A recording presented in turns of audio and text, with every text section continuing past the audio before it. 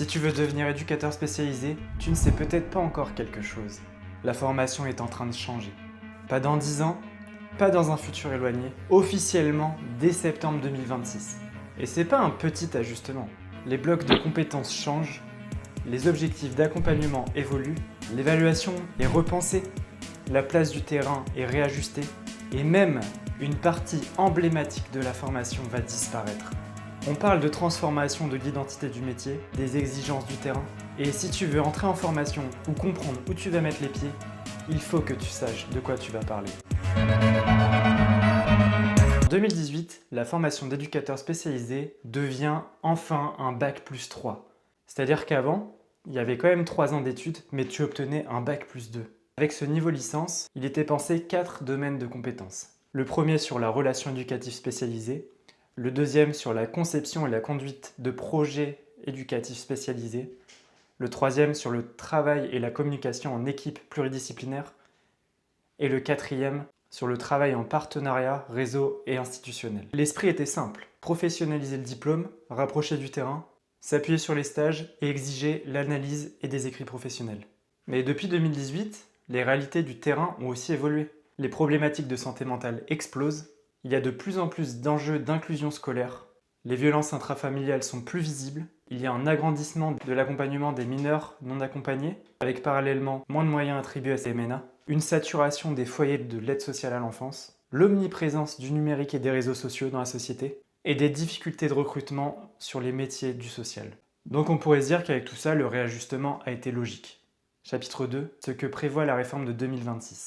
Le diplôme reste le même, toujours le diplôme d'état d'éducateur spécialisé. Mais l'architecture interne va changer. On passe des domaines de compétences à 4 blocs de compétences. Les voici, avec leur longue formulation et ce que ça implique.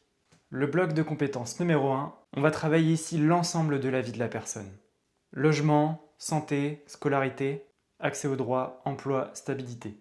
C'était déjà un peu le cas avant, mais là on va encore plus travailler sur ce domaine-là. L'idée c'est de penser autonomie, insertion, cadre de vie. Bloc de compétences numéro 2, favoriser et soutenir l'autodétermination et l'émancipation. Ne plus décider la place de la personne, même si c'était déjà dans la logique avant. On soutient le choix, la participation, la décision et le pouvoir d'agir. C'est une orientation politique claire des personnes actrices de leur accompagnement. Tout ça, c'est des termes qui se développent de plus en plus et qui aujourd'hui se retrouvent dans les intitulés des blocs de compétences tellement ils ont pris une place importante. Bloc de compétences numéro 3, s'inscrire dans une dynamique partenariale et territoriale en lien avec les politiques de cohésion sociale.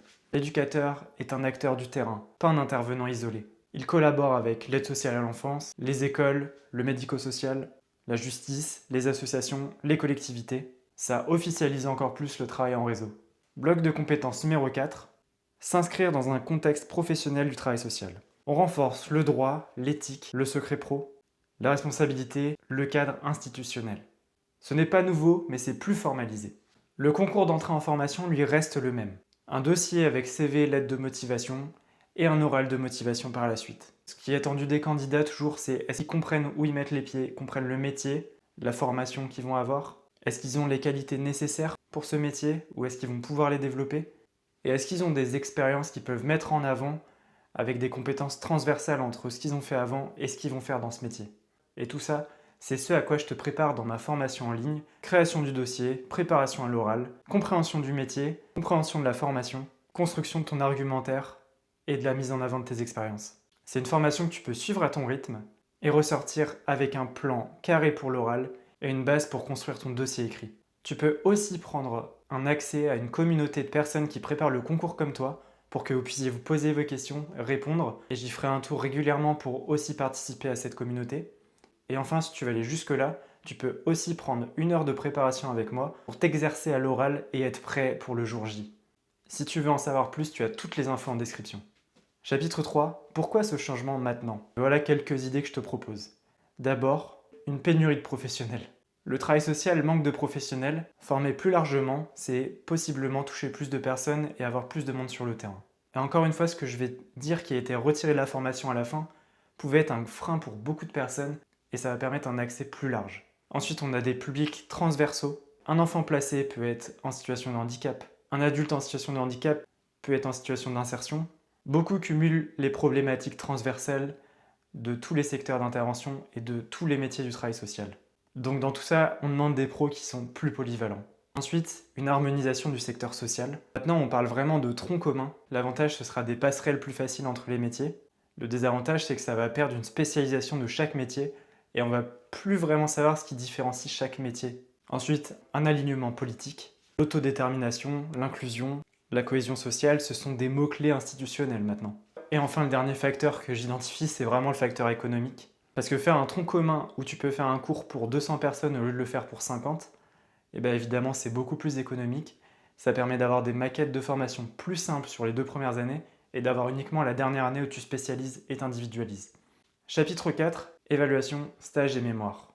Peut-être que tu te poses cette question, mais comment on va m'évaluer en formation? Est-ce que ça va changer? Eh bien accroche-toi parce que ça va beaucoup changer sur ce point-là. L'esprit reste le même. Depuis 2018, il n'y a toujours pas de partiel, pas de QCM, pas de contrôle si tu connais par cœur les connaissances qu'on t'a apportées. On regarde si tu sais observer, analyser, ajuster, proposer et remettre en question ta posture. Tout ça, ça reste en 2026. Les stages restent centraux, mais on passe de 60 semaines à 55 semaines de stage pratique. Il va demander une évaluation plus poussée du terrain, qui va encore plus participer à ton évaluation de formation. Ensuite, il y aura moins de gros dossiers. Avant, il y avait 2 évaluations par domaine de compétences, ce qui fait 8 grosses épreuves sur tes 3 ans. Maintenant, il n'y aura quasiment que du contrôle continu. Tout ça, c'est une tentative de simplification de la formation pour éviter d'avoir des grosses épreuves à la fin qui peuvent t'empêcher de réussir, alors que finalement, tu es un professionnel qui peut aller sur le terrain. Et dans ces grosses épreuves, je t'en parlais jusque-là, le mémoire est supprimé. Oui, le mémoire, cette chose qui faisait peur à tout le monde, où on travaillait des mois et des mois sur ça, pour le présenter à la fin, est supprimé et à la place, il y aura une épreuve qui est un dossier d'analyse du parcours de 25 à 30 pages. On a donc à peu près 10 à 15 pages de moins que le mémoire et on aura aussi une soutenance de 40 minutes sur ce dossier. On n'a pas encore tous les tenants et aboutissants de cette épreuve, mais on peut imaginer que ça va être une réflexion sur soi-même, comment on arrive en formation, qu'est-ce qu'on venait y chercher, ce qu'on a appris au fur et à mesure de la formation et enfin quelle identité on pense avoir sur le terrain. Alors, est-ce que c'est une baisse d'exigence du diplôme, une simplification, une adaptation? Je ne vais pas forcément donner d'avis sur ça, ça sera à voir sur le terrain. Est-ce que ça va être un plus qui permettra un accès à plus de personnes au diplôme ou est-ce qu'on va avoir une baisse du niveau? Je pense qu'il faut se méfier aussi du c'était mieux avant et de tout remettre en question, mais ça demandera de l'observation, de voir le résultat directement.